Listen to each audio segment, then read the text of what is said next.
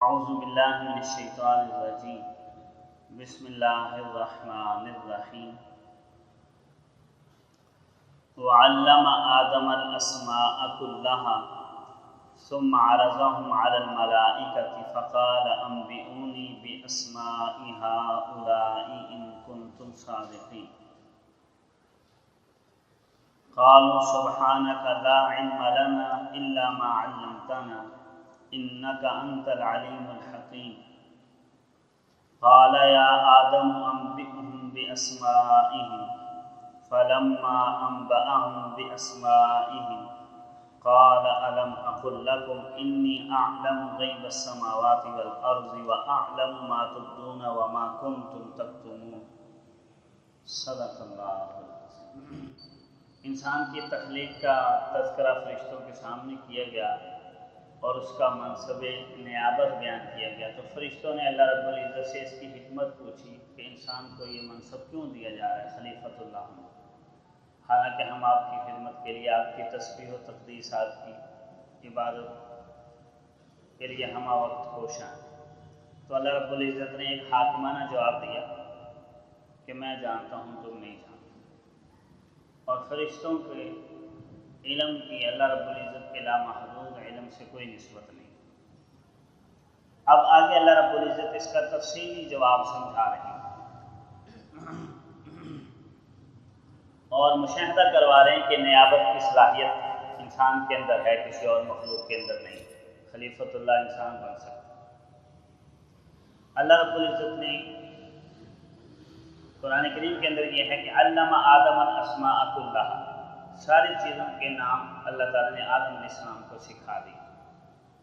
ساری چیزوں سے مراد یہ ہے کہ نائب کو جن جن چیزوں کی ضرورت ہوتی ہے، اللہ کا نائب بننا ہے اور اس کی شریعت کو دنیا میں نافذ کرنا ہے، اس کے احکامات کی تنفیذ کرنی ہے،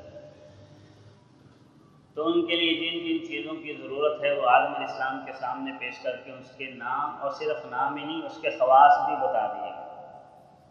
مثال کے طور پر آپ کے سامنے اگر کسی چیز کو پوچھا جائے کہ یہ کیا چیز ہے، تو اس کا نام ہے پنکھا، اور پتہ نہ ہو کہ اس کے خواص کیا ہیں، اس کے فوائد کیا ہیں، تو نام سے تو کوئی مقصد حاصل نہیں ہوگا، اس کی استعمال کا طریقہ بھی آنا چاہیے اور اس کے خواص کا بھی پتہ ہونا چاہیے۔ تو مفسرین نے یہاں یہ بات لکھی ہے کہ آدم علیہ السلام کو تفصیلی یہ ساری چیزیں پتہ تھیں،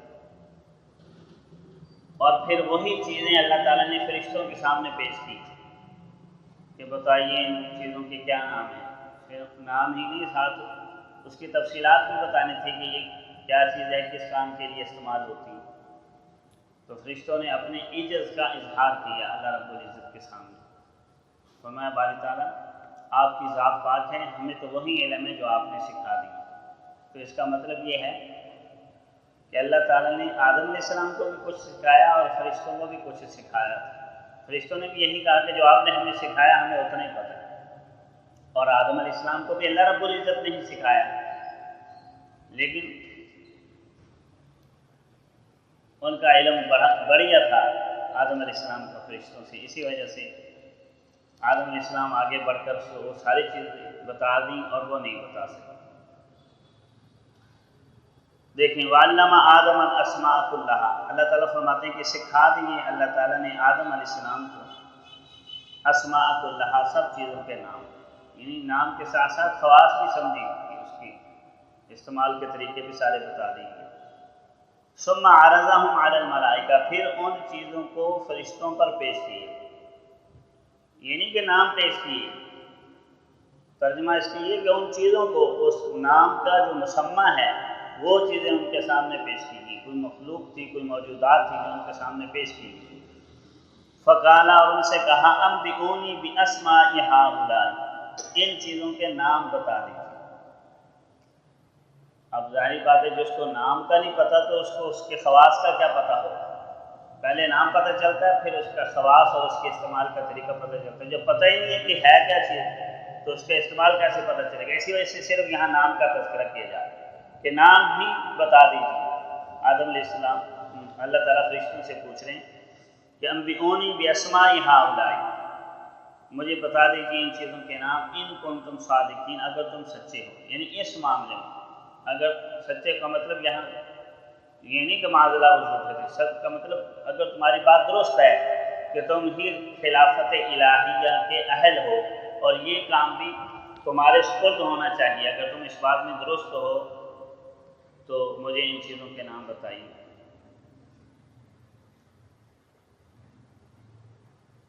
قالوا، تو فرشتے کہنے لگے سبحانک، اے اللہ تیری ذات پاک۔ کیا مطلب؟ فرشتوں نے اس بات کا اظہار کیا کہ باری تعالیٰ ہم آپ کی طرف کوئی غلط نسبت نہیں کر رہے تھے کہ معاذ اللہ آپ خلاف عدل کام کر رہے ہیں کہ یہ چیز ہمیں ملنی چاہیے تھی اس کو دے دی۔ تیری ذات پاک ہے، تیرا کوئی کام بھی حکمت سے، مصلحت سے، فائدے سے خالی نہیں۔ اگر آپ آدم علیہ السلام کو یہ منصب دے رہے تھے تو یہ بھی بالکل درست تھا اور اس میں کوئی غلط فیصلہ نہیں تھا۔ تیری ذات پاک ہے، تیری طرف کوئی غلطی کی نسبت ہو ہی نہیں سکتی۔ تو ایک تو اللہ رب العزت کی پاکی بیان ہے۔ اللہ تعالیٰ کی پاکی، کپڑے کی پاکی یہ ہے کہ اس کے اوپر نجاست لگ جائے تو اس کو دھو دیا جائے۔ اللہ رب العزت کے لیے کی پاکی کا یہ مطلب نہیں ہے کہ اللہ رب العزت کے اوپر معاذ اللہ کی نجاست لگی۔ اللہ رب العزت کی پاکی کا مطلب یہ کہ اس کی طرف کوئی عیب منسوب نہیں ہوتا۔ سبحان کا مطلب یہ ہے کہ وہ بے عیب ذات ہے، کوئی داغدار کوئی چیز اس کو نہیں کر سکتی۔ تو پہلے تو فرشتوں نے اللہ کی پاکی بیان کی کہ اللہ آپ کے کسی عمل میں، کسی کام میں کوئی غلطی ہے ہی نہیں، کوئی کمی ہے ہی نہیں۔ اگر آپ نے وہ منصب دیا تو ٹھیک دیا، ہم صرف پوچھنا چاہتے تھے۔ پھر کہا لا علم لنا الا ما علمتنا، نہیں ہے ہمارے پاس علم مگر وہی جو آپ نے ہمیں سکھا دیا۔ اب اس سکھائے ہوئے سے مزید آگے سیکھ جائیں، یہ صلاحیت نہیں ہے فرشتوں میں۔ انسان کے اندر یہ صلاحیت ہے کہ سکھا دیا جائے، اس سیکھے ہوئے سے اور آگے سیکھ سکتا ہے۔ فرشتوں کی مثال یوں سمجھ لیں کمپیوٹر کسی ہے، جو چیز اس میں فیڈ کر دی جائے گی بس وہی ہے، اور کمپیوٹر خود بخود اور چیز اس میں ایڈ ہو جائے، ایسے نہیں انسان ایڈ کرے گا تو ایڈ کرے گا۔ لیکن انسان کی یہ خوبی ہے کہ جب اس کو ایک چیز سکھا دی جاتی ہے اس سے وہ اگلی چیز سیکھتا ہے، اور یہ خوبی اللہ رب العزت نے انسان کو دی ہے۔ اب کوئی اگر یہ کہے کہ فرشتوں کو یہ خوبی کیوں نہیں دی، تو پھر اس کا مطلب یہ ہوا کہ فرشتوں کا اگر یہ خوبی دے دی جاتی تو پھر وہ فرشتے نہ رہتے، تو پھر وہ انسان ہی بن جاتے۔ کہ اس کے اندر کیا خوبی، کیا صلاحیت، کیا استعداد ہے، اللہ رب العزت کی جانتے ہیں۔ اور یہی چیز اللہ رب العزت فرشتوں کو عملی طور پر مشاہدہ کروا رہے ہیں کہ تمہیں بھی سکھایا اور اس کو بھی سکھایا۔ اب اس کو خواص بھی پتہ چل گئے، نام بھی پتہ چل گئے، اس کی فوائد و نقصانات بھی پتہ چل گئے۔